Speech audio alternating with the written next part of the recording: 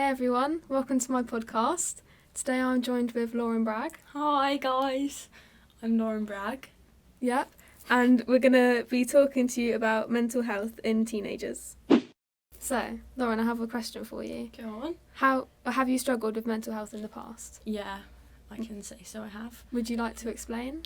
Sure. I was diagnosed with depression about a year ago now and put on fluoxetine,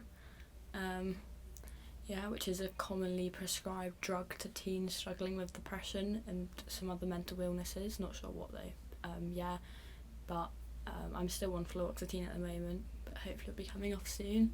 That would be good. Yeah. Has that changed you in any way? I think it definitely has helped, although it's gotten to the point now where it's been upped so much that it's like making it worse. It almost makes you feel numb, and like the not being able to cry and express your feelings isn't the best. Oh, that doesn't sound too good.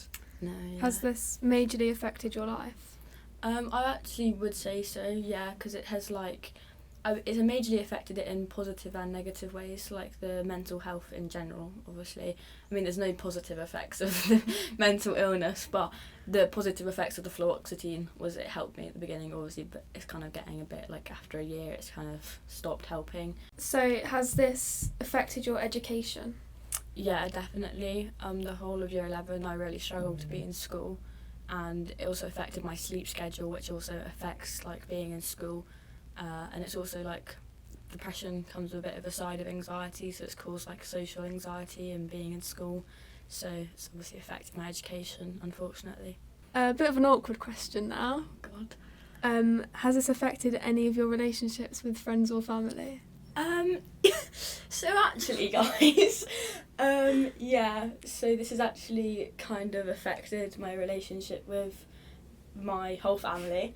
Mum, stepdad, dad, stepmom, sister even, like just kind of wanting to isolate myself from them, especially with my dad. I last saw him August and it's now December 12th, I think. And I only saw him again since August, literally yesterday. So I didn't see him for 3 months, which is quite a while.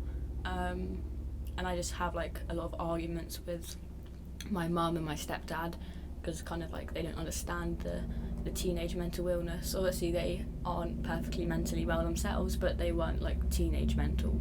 It's not like quite the same experience. So they don't have they can't empathise with you. Yeah, they can't empathise with me. And it's also quite difficult with my best friend Isaiah, because he also struggles with a similar mental illness. So it can be quite difficult when you both struggle, like kind of the relying on each other and hopefully not making each other worse and trying to help each other while trying to help yourself as well. Very interesting. So do you think that both of your mental illnesses, if that's the right word, do they clash or do they help each other, do you think?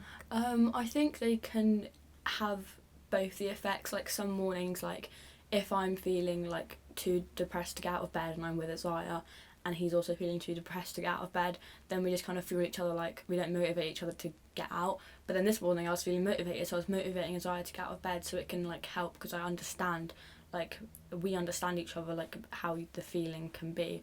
But it can also be like a sadness fuels sadness, but it can also like at least there's an understanding there. Yeah, that's good that you have someone that close to you that can understand you and help support you. Mm-hmm. Do you have anyone else that supports you? Definitely my mum. She's really good and understanding, even though we have our like little clashes, but that's just like normal mother-daughter stuff. But she's amazing. And I've got my private counsellor. She's nice, and obviously Cam's there. They're just kind of like, I'll have some fluoxetine and palm me off. But yeah, my mum definitely. Shout out to Charlie. Yeah. So how do you deal with your mental health? Do you have any certain things that help you? Mainly just obviously my meds, and then having counselling and trying to just kind of express how I feel, mainly to my mum. Like she's my best friend, so just telling her, like talking to her, and she's always positive and like helpful and like listens to me. I'll go to the gym sometimes. I did play rugby, but I've had to stop because I had an operation, but I'll be starting again in the new year. So rugby is a good outlet, especially for like mental health, being like tackling people. It's fun. So yeah. We should have got you on our live show. We were doing about mental health in sport. Really? Yeah, Oh, interviewed some footballers. Should have got you on there. Should have. How long did you have to wait to receive the help from CAMHS or just from anyone in general? So I started struggling actually when I was 7 years old, which is like crazy. That's where the whole thing kind of started. But it only properly like there was GP appointments, and I actually had cancer when I was 2 years old. So I've had like appointments with the Royal Marsden, which is a cancer hospital for like mental health and stuff, and I have had them my whole life. But I never really spoke up until it got really bad in year 10, and there was like self-harm, and that like, so I spoke up in year 10 and I didn't get help for a while. There was an overdose, and even that didn't get me help. But then I got drunk one time and it went really bad, and I tried running away, and so I went to A&E because my mum was like, you're not going home, you're going to A&E. So I went to A&E, and then they took me a bit more seriously and put me on meds. So it took definitely a while to get, like, that was a year after I'd reported it, and I feel like that was lucky. I had it quite quick. I think the cancer, they were like more concerned because they're like, oh, she had cancer. Most people wait a couple years. Yeah, so I definitely think I was very lucky, and I have loads of friends like Isaiah, like I say, he's no help for him. I have another friend, she has been struggling since like the beginning of year 9. She's only just was put on fluoxetine after me. So I think I was lucky because I got quite fast tracked because of my medical history. They're like, oh, let's like throw shit at her. But yeah, I think I got lucky, but I don't think it's funded enough. Yeah, not everyone is as lucky. Needs to be talked about more.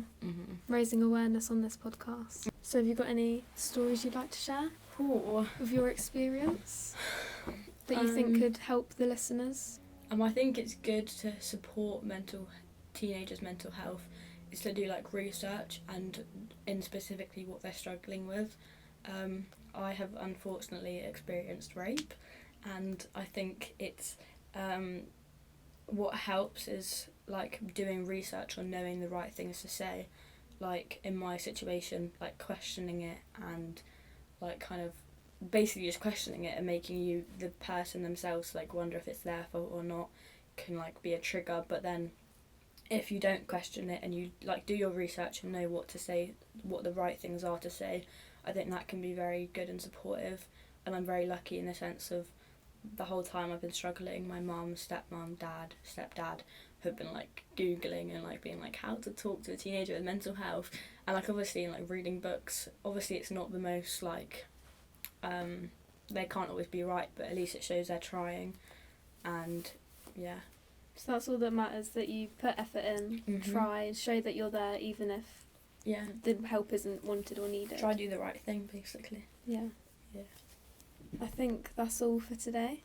Cool. Thank you, Lauren. Thank you for having me. You're so welcome. Hope you enjoyed listening to the podcast and you've learnt more about mental health in teenagers and can take this advice or this experience and help yourself.